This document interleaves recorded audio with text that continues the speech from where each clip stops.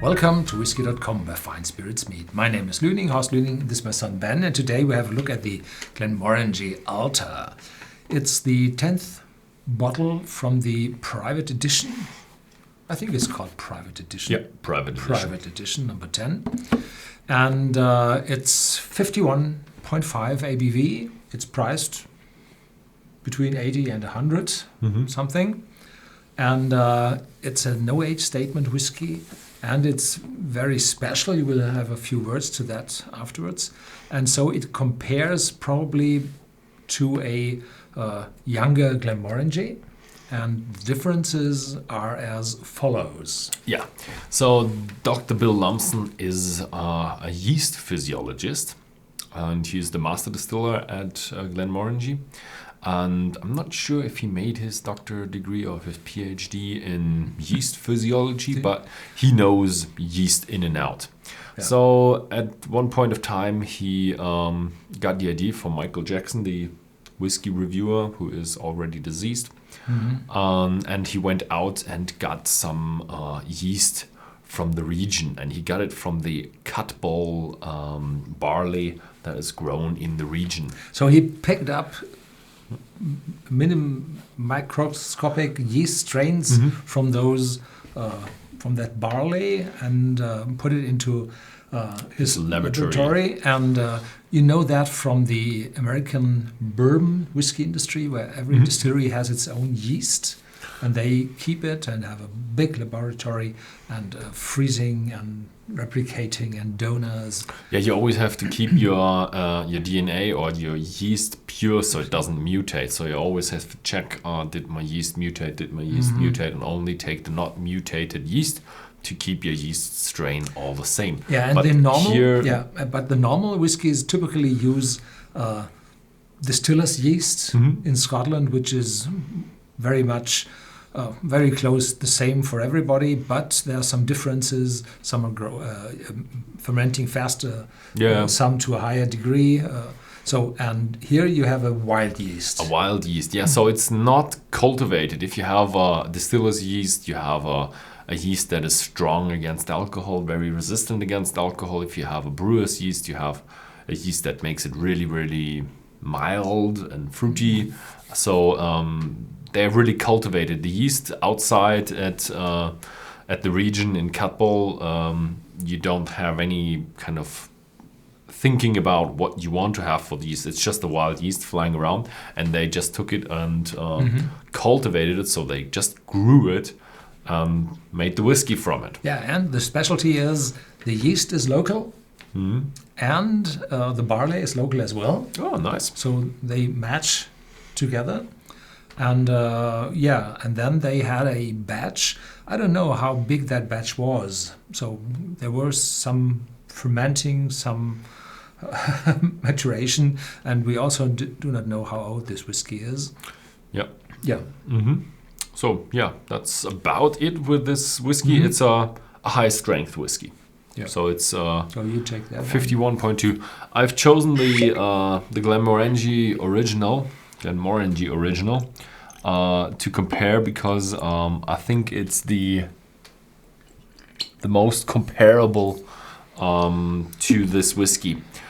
This whiskey here, the Allta, is matured in mostly second fill bourbon barrels because they wanted to give you the impression of what they changed with the distillery character. Because distillery character is defined by yeast, ingredients, fermentation, duration, and distillation. They only changed the yeast. Maybe they changed the duration as well. Yeah. Not quite probably. sure. And the ABV. And the ABV, yeah, sure. So this is my second sip or nose. And here we have... Very fruity, very floral. And this time more vanilla than I had in the first nose. Yeah, it's a bit more of the bourbon style in there. But it's very fresh. And I do realize a bit that it has 51% ABV. There's some alcohol in it. But only if you stick in your nose too deep. And you there realize is it's a cask strength. maltiness. Yep. Definitely. But that's a bit of a... I didn't have that with the first smell. Mm-hmm. So, this is that one. Now we have the...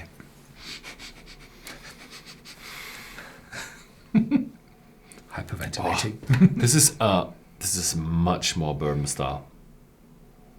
And it's 40% ABV. A lot more bourbon style, and it's a lot more tropical fruit. Yeah.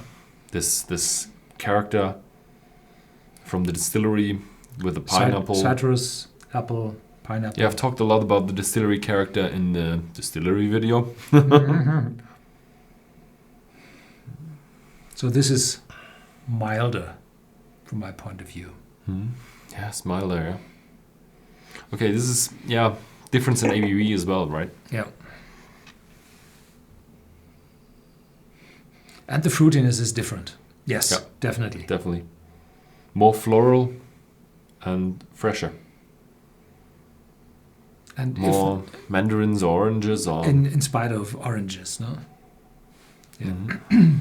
Now have some drops of water. I'll try some neat. Yeah, should I?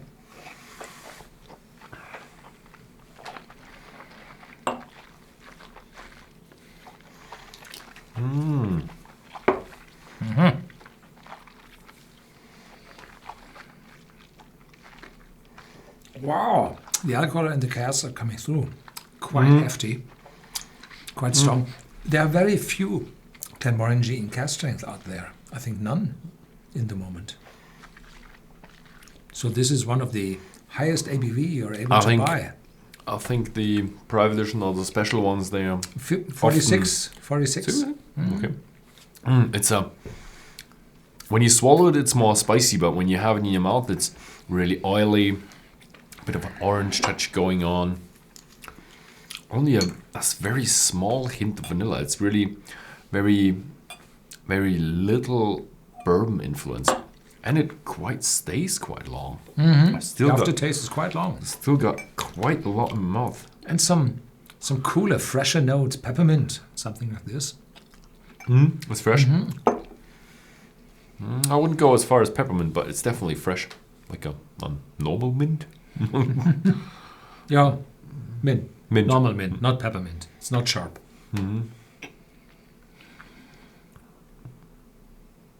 So now it's Okay, quite now down. it's...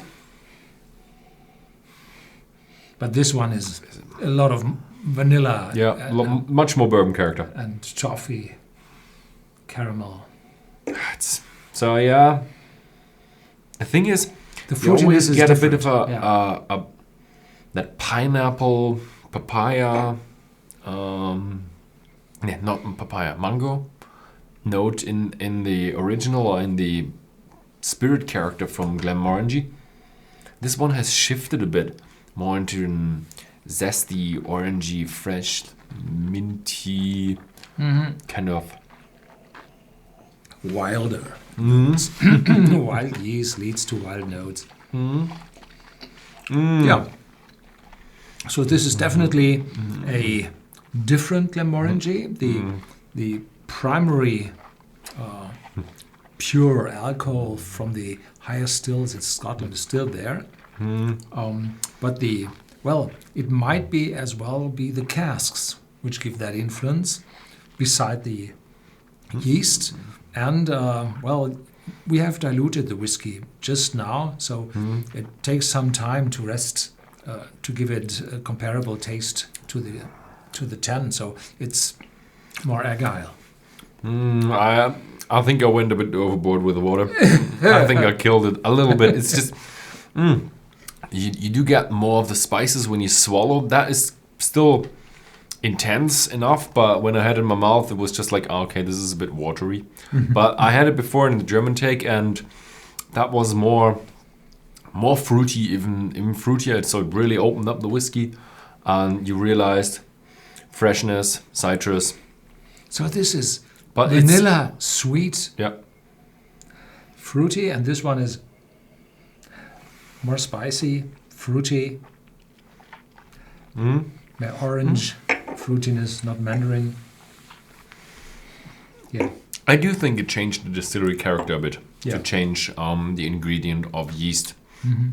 But it's not night and day, so it's totally different. It's not a Glenmorangie anymore, but it's just a little shift. I wouldn't like it if they would have changed it permanently, because it's just Glenmorangie with that mango and pineapple. That's just Glenmorangie for me. Yeah. But it's a cool experiment. I like Yeah. it. So this is a limited edition, as all the private editions are, and I'm afraid I think they have less bottles this time. There are some bottlings, private editions with a lot of bottlings, with 50,000, 70,000 bottles, but some which are less. And it appears to me that this one is this time a little less. Yeah, they can't really produce more of that edition because it's a different yeast, different spirit. So they really chose the amount at the very, very start. Yes, Yeah. that's it.